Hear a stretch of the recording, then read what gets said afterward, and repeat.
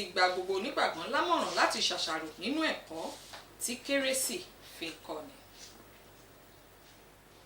Ẹ̀kálẹ́ àkú ọdún kérésì, ẹ̀mí wa yóò ṣe ọ̀pọ̀ rẹ̀ láyé àti láyé rere. Ẹ̀kúnrẹ́rẹ́ ìròyìn la máa fún yín láti iléeṣẹ́ tẹlifíṣàn ìjọba àpapọ̀ tó fìdí kalẹ̀ sílùú Ìjẹ̀bú Òde. Bùnmi òní ni oníròyìn yín ẹ̀wọ̀n kọ̀ọ̀tìlé láti gbádùn ìròyìn náà dọ́ba.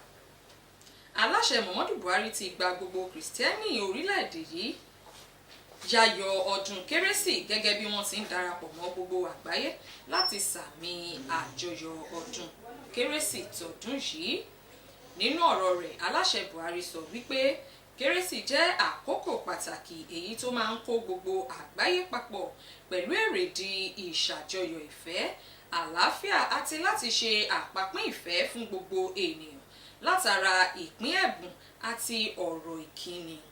Aláṣẹ ní ìbẹ́sílẹ̀ àjàkálẹ̀ àrùn COVID-19 pẹ̀lú àyọrísí rẹ̀ ti ní ipa lórí ọrọ̀ ajé àti ìbágbépọ̀ àlàáfíà. Ó wá lo àǹfààní àkókò yìí láti fi rawọ́ ẹ̀bẹ̀ sí gbogbo ọmọ orílẹ̀-èdè Nàìjíríà láti gba abẹ́rẹ́ àjẹsára COVID-19 èyí tó jẹ́ ìyànjú sí pípaná ọwọ́jà àjàkálẹ̀ àrùn náà. Gómìnà ìpínlẹ̀ Ògùn Ọmọọba Dàpọ̀ Abíọ́dún ti rọ gbogbo onígbàgbọ́ láti ṣàṣàrò àti pẹ̀lú ṣe àwòkọ́ṣe àwọn ẹ̀kọ́ tí kérésì fi ń kọ́ni, èyí tó dá lórí ìfẹ́, ìrẹ̀lẹ̀ àti ìfifúnni láti lè fìdí ìṣọ̀kan múlẹ̀ àti pẹ̀lú fokun fún ìdàgbàsókè ọrọ̀ ajé. Gómìnà ló fi èyí léde níbi ìsìn ìdúpẹ́ kérésì tí wọ́n ṣe ní pàtàkì nínú ìjọ St James Anglican Church Ìpẹ̀rù Rẹ́mọ, níbi tó ti fìdí ọ̀pọ̀ iṣẹ́ àkànṣe dá àwọn aráàlú lójú sí i lọ́dún 2022. Akọ̀ròyìn wa Joy Àkókò-ọlá ló jábọ̀ ìròyìn yìí, ẹ gbọ́ síwájú sí i.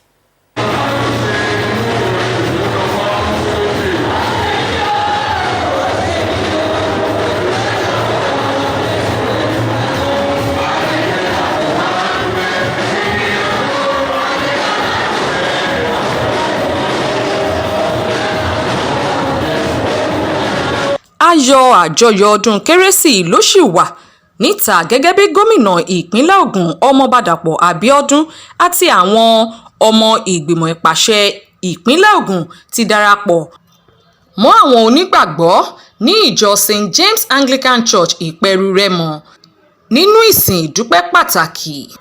Gómìnà ìpínlẹ̀ Ògùn Ọmọọba Dàpọ̀ Abíọ́dún ló ka ẹ̀kọ́ kíkà àkọ́kọ́ fún ìsìn ìdúpẹ́ ọdún kérésì tọdún yìí, èyí tí wọ́n fà jáde látinú ìwé Hébérù orí 1 ẹsẹ̀ 1 títí dé ẹsẹ̀ 12, èyí tó kín ẹ̀kọ́ kérésì lẹ́yìn. Òjíṣẹ́ Ọlọ́run tó ń darí ìjọ St James Anglican Church Ìpẹ̀rù, Venerable Shedrack Ajílẹ̀yẹ, jẹ́ kó di mímọ̀ wípé èrèdí àjọyọ̀ kérésì ń ṣàfihàn ìfẹ́ àti ìrètí fún gbogbo ènìyàn. Venerable Ajílẹ̀yẹ tẹnumọ́ ìdí tí gbogbo onígbàgbọ́, pàápàá jùlọ àwọn adarí orílẹ̀-èdè yìí, fi ní láti ṣe àwòkọ́ṣe àwọn ẹ̀kọ́ tí kérésì fi ń kọ́ni nípa jíjáwọ́ kúrò nínú àwọn ìṣe àti ìgbésẹ̀ èyí tó lè máa tàbùkù bá ìṣọ̀kan orílẹ̀-èdè yìí. Ìsìn náà, èyí tó jẹ́ ní ìbọ̀wọ̀ fún gbogbo ìfisípò dídènà ìlúgbàdì COVID-19, jẹ́ àǹfààní fún gómìnà ìpínlẹ̀ yìí Ọmọọba Dàpọ̀ Abíọ́dún láti fi mọ rírì àwọn ènìyàn ìpínlẹ̀ Ògùn fún ìtìlẹ́yìn wọn. Nínú ọ̀rọ̀ ìkíni kún ọdún rẹ̀, gómìnà Dàpọ̀ Abíọ́dún, nígbà tó ń dúpẹ́ púpọ̀ lọ́wọ́ àwọn ènìyàn ìpínlẹ̀ Ògùn fún ìtìlẹ́yìn wọn, tẹnumọ́ ìdí tí wọ́n fi ní láti fọn rere ìròyìn ayọ̀ kérésì fún gbogbo ènìyàn.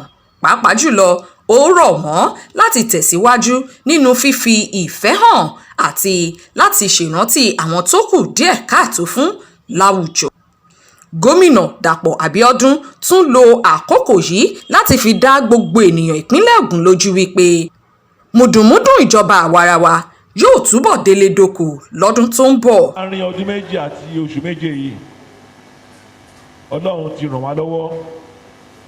Gbogbo nǹkan tí a sọ pé a máa ṣe fún yín nígbà tá à ń campaign, gbogbo ẹ̀ láti ń gbé ṣe.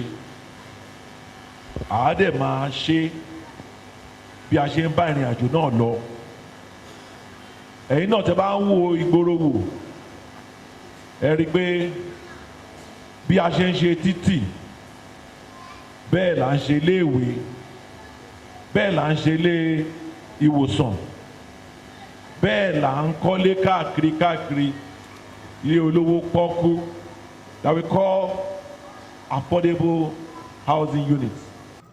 Gómìnà fi ẹ̀mí ìmoore rẹ̀ hàn sí Ọlọ́run nínú ìsìn ìdúpẹ́ pàtàkì.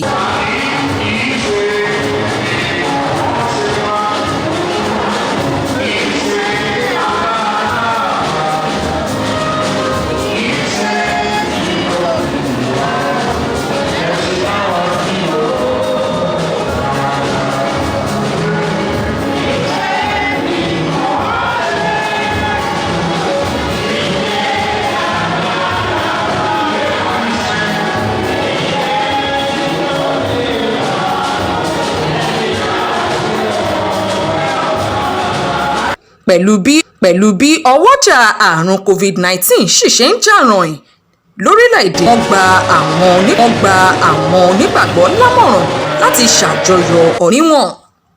Bùnmi Òní ló ti ń jábọ̀ ìròyìn fún iléeṣẹ́ NTA Ìjẹ̀bú. Ìròyìn tẹ̀síwájú. Ìjọba àpapọ̀ ti nawọ́ ìfẹ́ àti ìfifúnni èyí tó ń sàmì àjọyọ̀ ọdún Kérésì gẹ́gẹ́ bí àwọn èrò tí wọ́n ń rin agbègbè Èkó sí Ìbàdàn ti ṣe ní àǹfààní láti rìnrìn àjò ọ̀fẹ́ láti ìsinsìnyí títí di ọjọ́ 4 oṣù kínní ọdún 2022 tí a fẹ́ bọ́ sí yìí. Àdarí àjọ rélùwé nípínlẹ̀ Èkó onímọ̀ ẹ̀rọ Jerry Oche ló ṣiṣọ́ lójú èyí nínú ìfọ̀rọ̀wánilẹ́nuwò kan. Wọ́n ti gba àwọn olùgbé ìlú Ìbàdàn tí ṣe olú ìlú ìpínlẹ̀ Ọ̀yọ́ lámọ̀ràn láti kíyèsára fún àwọn awùwà ìkà ọ̀daràn kí wọ́n sì fi ìrìn kọ̀lọ̀rọ̀ sí yòówù tí wọ́n bá kẹ́fín tó àwọn ọlọ́pàá àti àwọn agbófinró tó kù létí lásìkò Kérésì àti àjọyọ̀ ọdún tuntun.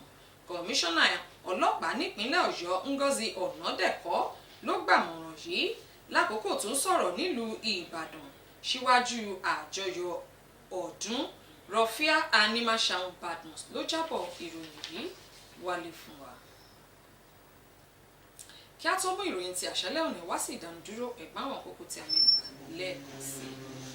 A mú wá fún yín wípé aláṣẹ Muhammadu Buhari ti ké sí gbogbo ọmọ orílẹ̀-èdè Nàìjíríà láti gba abẹ́rẹ́ àjẹsára COVID-19 gẹ́gẹ́ bó ti kí gbogbo onígbàgbọ́ kú ayẹyẹ ọdún Kérésì. Gómìnà Abíọ́dún ti gba gbogbo onígbàgbọ́ lámọ̀ràn láti ṣàṣàrò nínú ẹ̀kọ́ tí Kérésì fi kọ́ni.